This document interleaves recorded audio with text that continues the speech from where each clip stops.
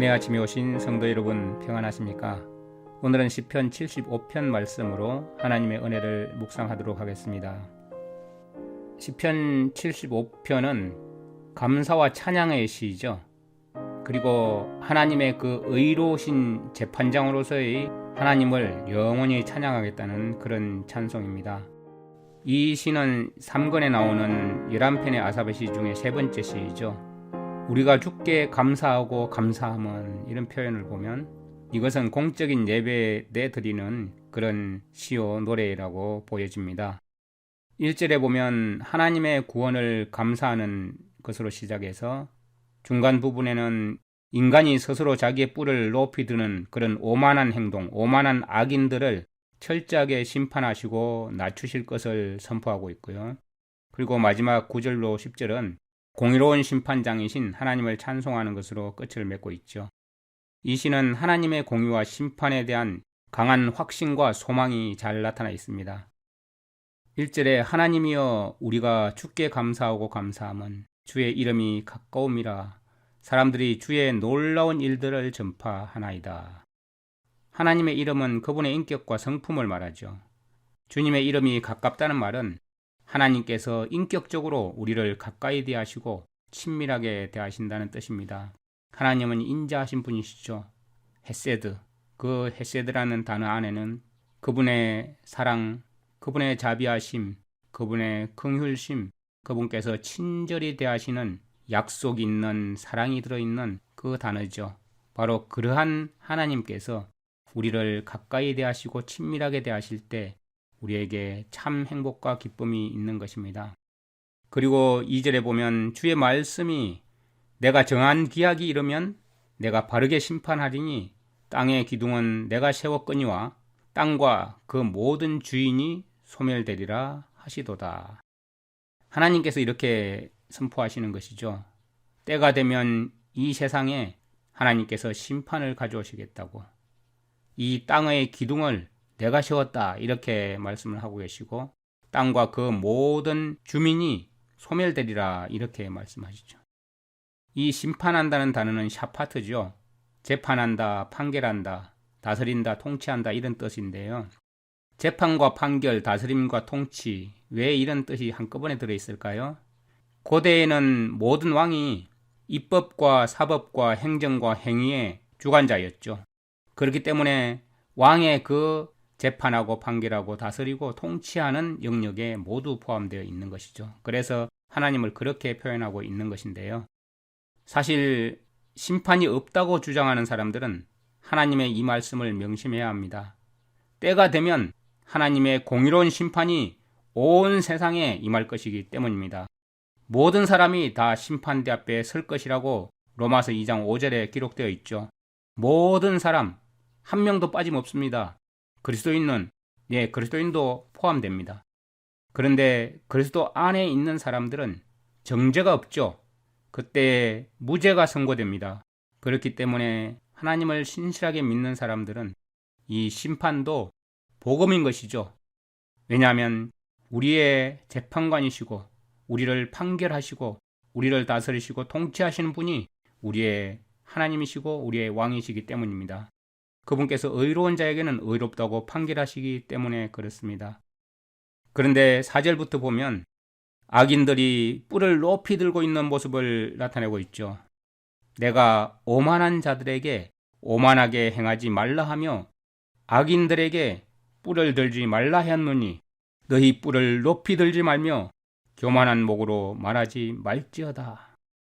여기서 오만한 자라는 단어가 뭐죠? 할랄입니다. 이 할랄이라는 단어는 조금 있다가 다시 살펴보고요. 뿔을 높이 들지 말지어다. 뿔을 들지 말라. 이렇게 말씀하셨죠. 뿔 하면 생각나는 자가 누굽니까? 니므롯이죠. 니므롯의 뿔. 바벨탑을 쌓고 하나님을 대항했던 들소의 뿔, 들이받는 뿔. 뿔을 높이 든다는 것은 악인들의 오만한 모습을 상징하는 말이기도 하고 남을 해치려는 공격적인 모습을 나타내기도 하는 것이죠. 뿔이 있는 짐승이 싸울 때 어떻게 합니까? 뿔로 들이받습니다. 그래서 집어 던지죠. 그래서 뿔을 높이 든다는 표현을 하는 것입니다. 그러면 어떤 자가 뿔을 높이 든다고 표현했습니까? 오만한 자. 이 오만한다는 것은 참으로 위험한 것입니다. 이 오만한다는 표현은 할랄인데요. 할랄은 사실 두 가지 의미를 갖고 있습니다. 하나는 긍정적인 의미와 하나는 아주 부정적인 불합리한 측면을 나타낼 때 쓰이기도 합니다. 이 할랄은 밝게 비춘다는 뜻입니다. 할렐루야 할 때도 이 할랄이 사용되는 것이죠. 밝게 비추다, 자랑하다, 찬양하다 이런 의미가 있습니다. 그런데 또한 미치다는 뜻도 있어요. 자기 자신을 자랑하는 자는 미치게 되고 하나님을 자랑하고 하나님을 찬양하는 자는 겸손하게 되는 것이죠. 어떤 대상의 뛰어난 속성들이나 위대함을 나타낼 때 위대한 행동들에 대해서 진심으로 마음 깊은 곳에서 감사하며 찬양하는 것을 나타낼 때 할랄이라고 표현합니다. 많은 경우에 사람의 아름다움을 노래할 때 또 사람의 그 이해력을 칭찬할 때 사용될 수 있는 단어이죠. 그리고 가장 빈번하게 사용되는 것은 이스라엘의 하나님을 찬양할 때 사용되어 있고요. 그런 구절들 중에 3분의 1 정도가 시편에 나오죠. 그 중에서 찬양하라 이렇게 명령적으로 공고하는 그런 구절이 시편에 많이 등장하는데요. 찬양과 예배는 창조주이시고 구주이신 하나님 앞에서 인간이 드릴 의무이고 특권이죠. 그래서 이럴 때 찬양하라, 할랄 이렇게 사용합니다. 그런데 반면에 이 용어가 불합리한 측면을 강조할 때 쓰이기도 하죠. 다시 말해서 호크마, 지혜와 반대되는 어리석은 미친 것에 사용될 때 쓰는 단어입니다. 여기서 나온 어근들이 많이 있는데요. 약 16회가 나오는데 기본적으로는 전도서 2장 12절에 나타나지만 이 단어의 함축적인 의미는 미친 사람들을 묘사하는 데 사용을 됩니다. 그래서 사무엘상 21장 13절에 보면 다윗이 미친 채 행동하고 이렇게 하는 모습 나오죠.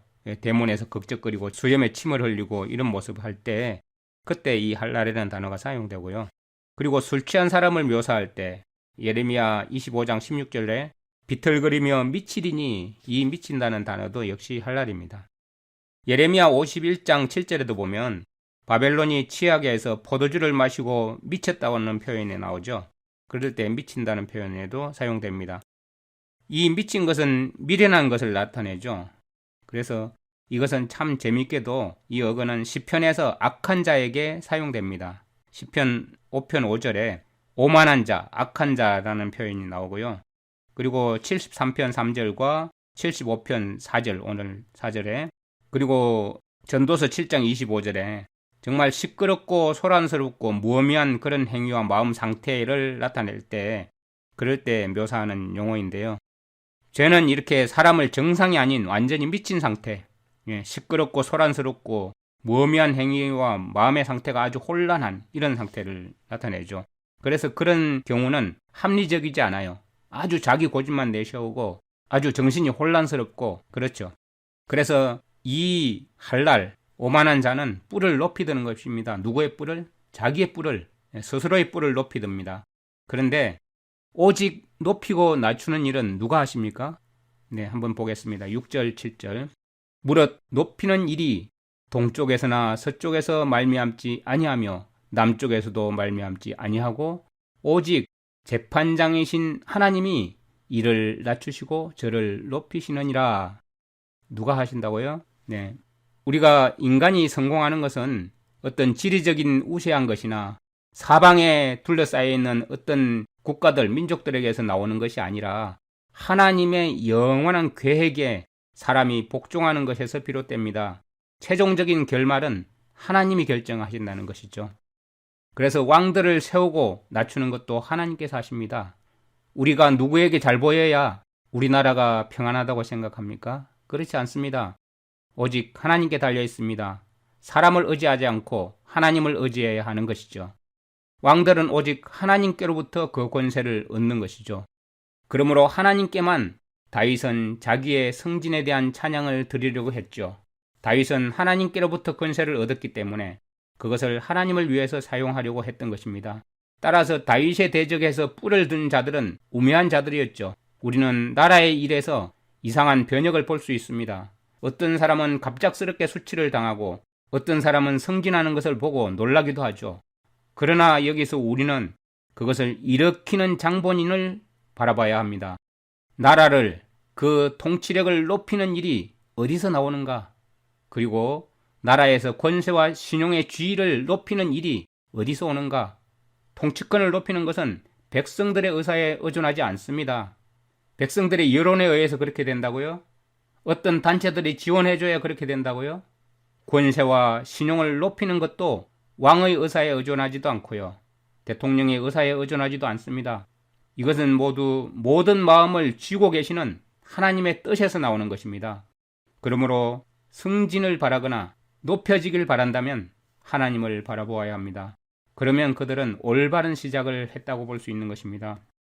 그 당시 사람들은 동방의 자손들의 그런 지혜나 재물에 의해서, 또는 서쪽에 쌓여있는 이방인들의 섬의 그 무수한 군대나 남쪽에 놓여있는 애굽, 그리고 아랍 군대에 의해서 높임을 얻을 수 있다고 생각했습니다.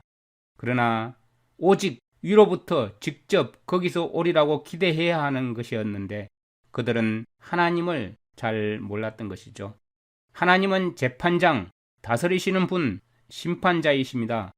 사람들이 상을 타려고 열심히 투쟁할 때 하나님은 그분의 목적을 이루기 위해서 합당하게 여기시는 대로 어떤 이는 낮추고 어떤 이는 높이십니다.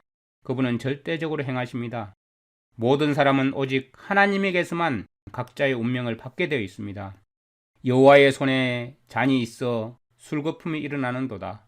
속에 섞은 것이 가득한 그 잔을 하나님이 쏟아내시나니 실로 그 찌꺼기까지도 땅의 모든 악인이 기울여 마시리로다. 여호와의 잔에 손이 있습니다. 하나님은 여러 가지 성분이 합당하게 생각하는 대로 섞인 그 잔, 고통의 잔을 사람들의 손에 놓으십니다. 그리스도의 고난은 고난의 잔이라고 불리고 있죠. 죄인들에게 임하시는 하나님의 심판도 여호와의 오른손의 잔이라고 부르고 있죠. 고통의 잔이 하나님의 백성들의 손에 놓였을 때는 그 속에 하나님의 긍휼과 은혜가 섞여 있습니다. 그런데 그것이 악인들의 손에 놓여질 때는 저주가 섞인 잔이 되는 것이죠. 시인은 이렇게 고백합니다. 나는 야곱의 하나님을 영원히 선포하며 찬양하며 오직 우리를 높이기도 하고 낮추시기도 하는 분을 영원히 선포하며 찬양하겠다고 고백하고 있죠. 이것은 오만한 자의 모습과 너무나 다릅니다. 자기의 뿔을 스스로 드는 자가 있는 반면 오직 하나님을 영원히 선포하며 찬양하는 하나님께 무릎 꿇은 하나님의 백성들이 있습니다. 겸손한 자는 그를 주님께서 높여주신다고 하셨습니다. 10절에 보면 악인들의 뿔은 다 베고 의인들의 뿔은 높이 들리로다 하였습니다. 뿔은 힘이나 통치권의 표상이죠. 악인의 힘은 다 꺾어버리고 의인의 힘은 높여주시겠다고 말씀하시는 것입니다. 이스라엘 역사를 통해서 보면 인간적인 방법으로 망하는 길로 간 사람들이 있죠. 히스기야나 솔로몬과 같은 사람들입니다. 하나님을 믿고 의지할 때는 높이 들려지다가 자신들의 작은 깨를 쓸 때는 아주 망하는 길로 갈 수밖에 없었죠. 그런데 정말 겸손하게 오직 하나님을 믿고 신뢰했던 사람들은 어떻습니까? 요셉은 믿을 분이 하나님밖에 없었습니다. 다니엘은 믿을 분이 오직 하나님밖에 없었습니다. 다윗도 자신이 위기에 몰렸을 때, 왕권이 위기에 놓였을 때 온전히 하나님께 의지하는 법을 배우고 하나님께 의지하였습니다. 그러므로 그를 높이셔서 대대에 그의 이름이 전해지게 하셨습니다. 하나님께 감사하고 감사해야 될 이유가 바로 여기에 있는 것입니다. 우리에게 가까이 대해주시는 하나님, 악인을 공의로 심판하시는 하나님, 의인의 뿔을 높이 드시는 하나님, 고난 중에 항상 찬송할 수밖에 없는 우리 하나님을 오늘도 찬송하며 감사하며 넉넉히 승리를 주시는 그분을 높이는 우리 모두가 되기를 간절히 바랍니다. 하나님은 정한 기약이 이르면 반드시 심판하신다고 하셨습니다. 땅의 기둥을 하나님께서 세우셨고 땅과 그 모든 주민이 소멸되게 하시는 분도 하나님이십니다. 오만하게 행하는 자들에게 오만하게 행하지 말라 하시며 악인들에게 뿔을 들지 말라고 호소하시는 하나님의 음성을 우리가 들을 수 있게 하여 주시옵소서. 너희 뿔을 높이 들지 말며 교만한 목으로 말하지 말지어다 하신 이 말씀에 아멘으로 화답하면서 오직 재판장이신 하나님께서 이를 낮추시고 저를 높이시는 주님 앞에 겸손하게 무릎 꿇고 오직 하나님을 영원히 선포하며 찬양하는 자로 살아갈 수 있도록 인도하여 주시옵소서. 오늘도 오직 우리의 주님, 우리의 왕, 우리의 재판장, 우리의 대제사장이신 예수님의 이름으로 감사하며 기도드립니다. 아멘. 시편 75편. 하나님이여, 우리가 주께 감사하고 감사함은 주의 이름이 가까움이라. 사람들이 주의 기이한 일들을 전파하나이다. 주의 말씀이 내가 정한 기약이 이르면 내가 바르게 심판하리니 땅의 기둥은 내가 세웠거니와 땅과 그 모든 주민이 소멸되리라 하시도다. 셀라. 내가 오만한 자들에게 오만하게 행하지 말라 하며 악인들에게 뿔을 들지 말라 하였노니 너희 뿔을 높이 들지 말며 교만한 목으로 말하지 말지어다. 무릇 높이는 일이 동쪽에서나 서쪽에서 말미암지 아니하며 남쪽에서도 말미암지 아니하고 오직 재판장이신 하나님이 이를 낮추시고 저를 높이시느니라. 여호와의 손에 잔이 있어 술 거품이 일어나는도다. 속에 썩은 것이 가득한 그 잔을 하나님이 쏟아내시나니 실로 그 찌꺼기까지도 땅의 모든 악인이 기울여 마시리로다. 나는 야곱의 하나님을 영원히 선포하며 찬양하며 또 악인들의 뿔을 다 베고 의인의 뿔은 높이 들리로다.